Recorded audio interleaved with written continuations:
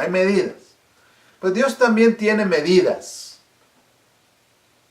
¿Qué clase de medidas? Hay una expresión que dice, esta fue la gota que derramó el vaso. Para Dios también ha habido gotas que han derramado su paciencia.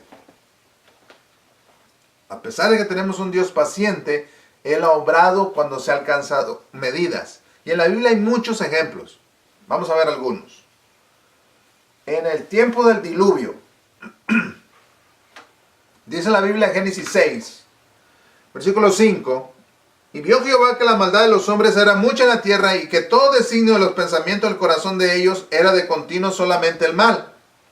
Y se arrepintió Jehová de haber hecho hombre en la tierra y le dolió en su corazón. Y nota el versículo 13. Dijo pues Dios a Noé, he decidido el fin de todo ser porque la tierra está llena de violencia a causa de ellos, y aquí que yo los destruiré con la tierra. Cuando la tierra se llenó de violencia, cuando alcanzaron el tope, cuando la medida quedó, Dios actuó. Porque Dios tiene medidas.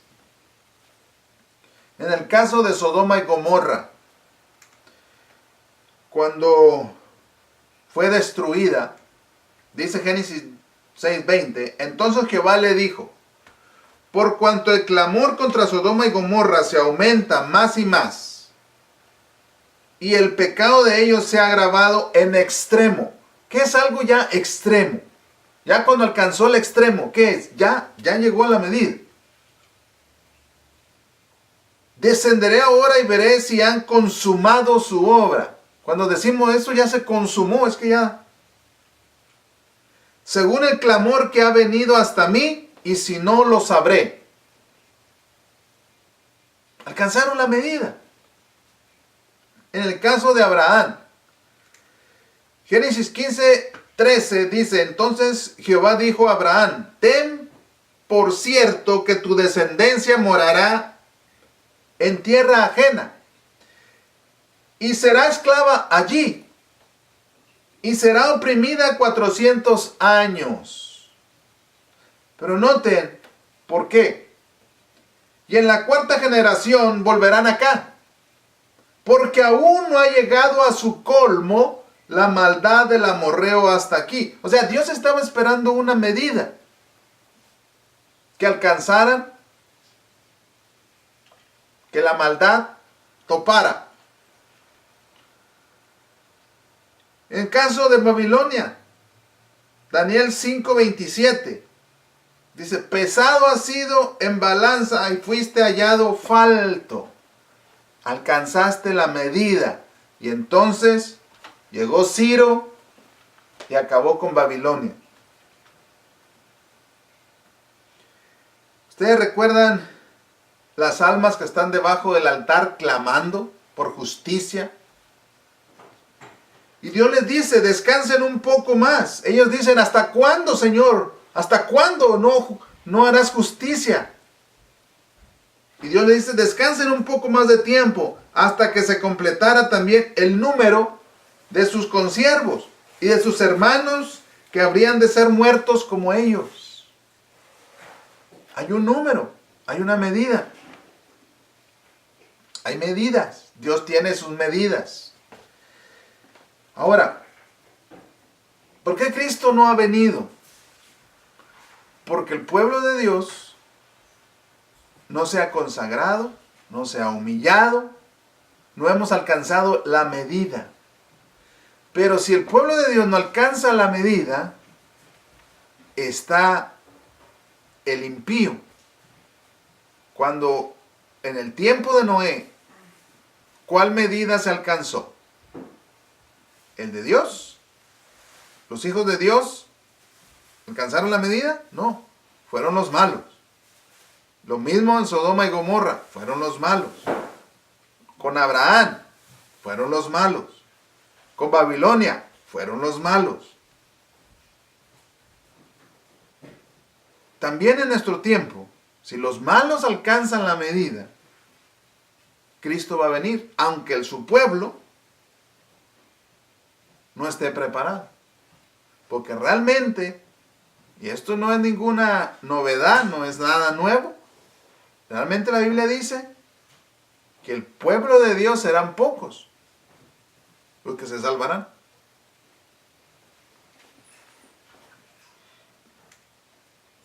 Pero sigue diciendo más la Biblia.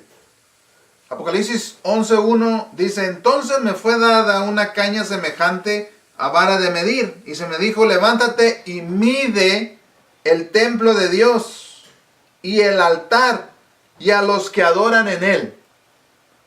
Tenemos que ser medidos, porque Dios tiene medidas. Apocalipsis 1 al 3 nos habla de lo que debemos de hacer, porque seguimos aquí, casi el 2020 seguimos aquí. ¿Qué medida se va a alcanzar? ¿Los buenos? ¿Los malos?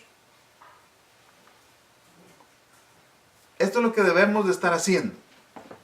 Apocalipsis 1, específicamente el versículo 3 dice: bienaventurado el que lee y los que oyen las palabras de esta profecía y guardan las cosas en ella escritas, porque el tiempo está cerca. Leemos muy poco, oímos de la palabra de Dios muy poco y guardamos casi nada. Entonces, aquí está la clave. Tenemos que leer más, tenemos que oír más y tenemos que guardar. Juan 14, el Señor dijo, versículo 23, respondiendo Jesús les dijo: el que me ama, mi palabra guardará, y mi Padre lo amará, y vendremos a él y haremos morada con él. El que no me ama, no guarda mis palabras, y la palabra que habéis oído no es mía, sino del Padre que me envió. Así que el Señor dice: si tú dices que me amas, me vas a obedecer, vas a guardar mi palabra. Si no me amas, no guardarás mi palabra. El Salmo 119 es el salmo más largo de la Biblia. Y el Salmo 119 tiene casi 30 versículos donde dice que se debe de guardar su palabra. Solamente el Salmo 119. Por ejemplo, el versículo 11 dice: he guardado tu palabra en mi corazón para no pecar contra ti. ¿Por qué somos pecadores? Porque no guardamos su palabra. Dice el versículo 9: ¿con qué limpiará el joven su camino? Con guardar tu palabra. Así que guardar la palabra de Dios trae bendición. Guardar la palabra de Dios, estamos mostrando que amamos a Cristo. Hay una parábola que todos conocen, la parábola del sembrador. No la vamos a leer toda, pero aparece en Mateo 13, aparece en Marcos 4, aparece en Lucas 8. Y allí se nos habla de 4 terrenos. 4 terrenos. La semilla que cae en el camino, la semilla que cae entre piedras, la semilla que cae entre espinos y la semilla que cae en buena tierra. Dice Lucas 8, versículo 11, esta es pues la parábola. La semilla es la palabra de Dios. ¿Qué es la semilla? La palabra de Dios. La palabra de Dios cae en 4 terrenos. El camino, ¿qué pasa con la semilla que cae en el camino? Dice que llegan las aves y se la llevan.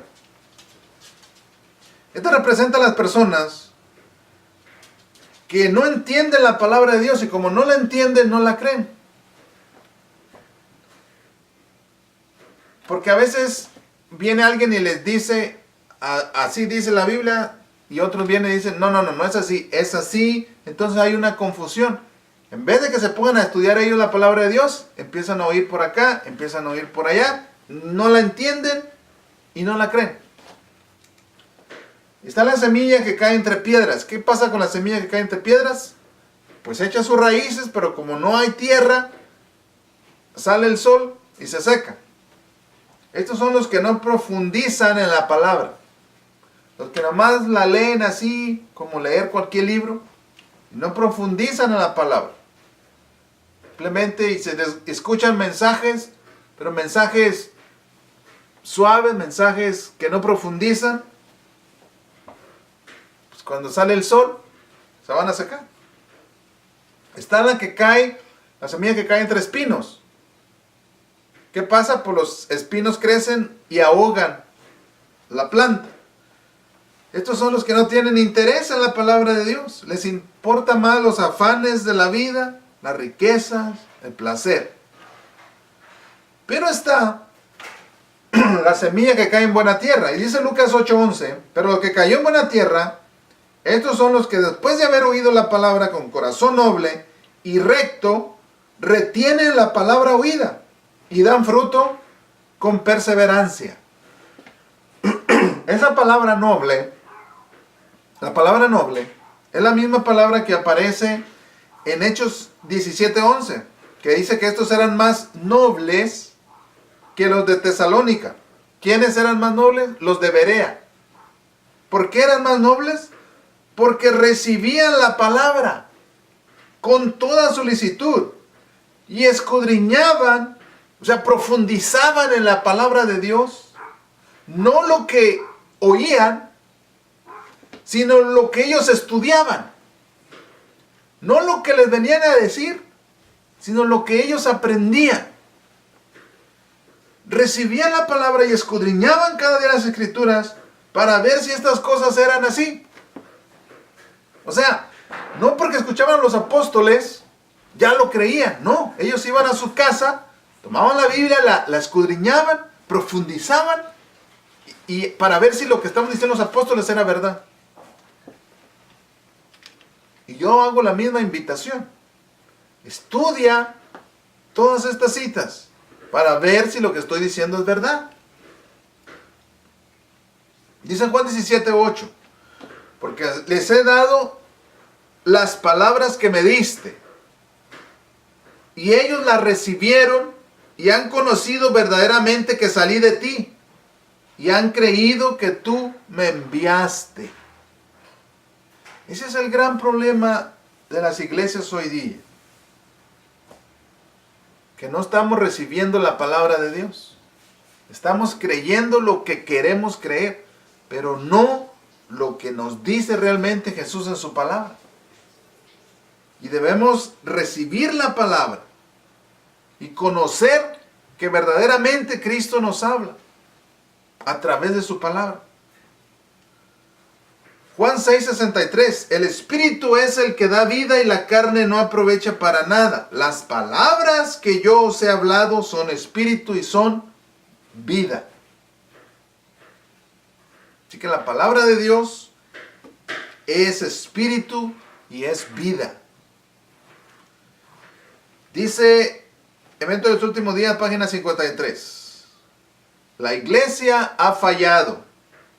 Tristemente fallado en satisfacer las expectativas de su Redentor. Y sin embargo el Señor no se retira de su pueblo. Gloria a Dios. Todavía nos soporta. No porque se encuentre en nosotros ninguna virtud, sino para que el nombre de Dios no sea deshonrado ante los enemigos de la verdad y la justicia, para que las agencias satánicas no puedan triunfar destruyendo al pueblo de Dios. Todavía el Señor nos soporta. Todavía tiene misericordia con nosotros.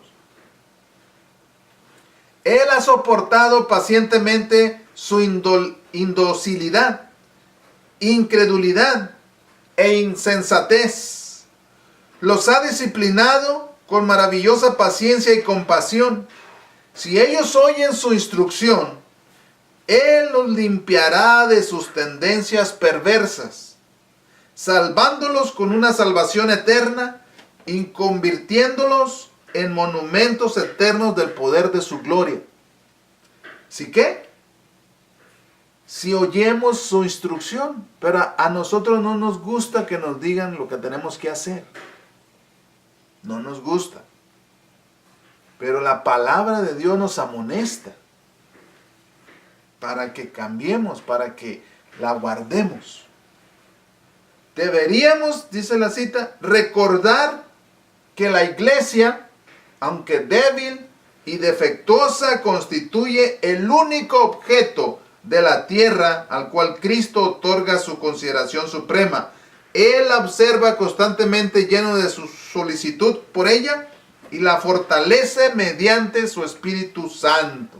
A pesar de que somos malos, de que no hacemos lo que Dios nos dice, de que no guardamos su palabra, todavía seguimos siendo su iglesia.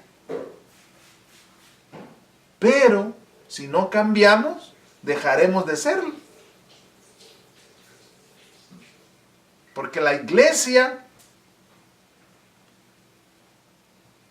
militante, estamos militando, y solamente un grupo serán los que triunfen, no todas. Solamente algunos serán los triunfantes. Solamente